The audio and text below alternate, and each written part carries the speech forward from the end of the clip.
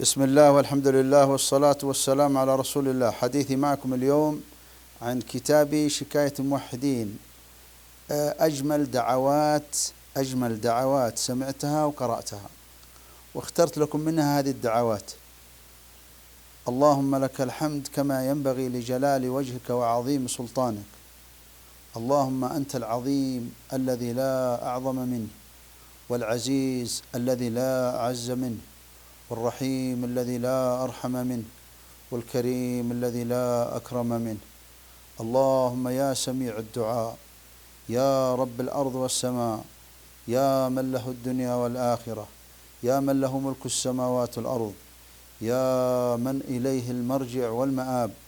الملك ملكك، والحكم حكمك، والخلق خلقك، والأمر أمرك، وأنت الله العظيم الذي لا أعظم منه.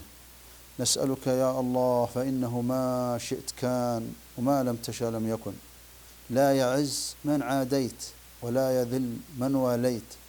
لا مانع لما أعطيت، ولا معطي لما منعت. نسألك يا رحمن الدنيا والآخرة ورحيمها في هذه الساعة المباركة أن ترزقنا رحمة من عندك تهدي بها قلوبنا، وتشرح بها صدورنا، وتيسر بها أمورنا، وتغفر بها ذنوبنا، وتستر بها عيوبنا. اللهم هب لنا رحمة من عندك تشفي بها قلوبنا من أمراض الشبهات والشهوات، وهب لنا رحمة من عندك تشفي بها أبداننا من الأوجاع والأمراض والأسقام، وهب لنا رحمة من عندك تذهب بها عن أرواحنا الهموم والغموم والأحزان.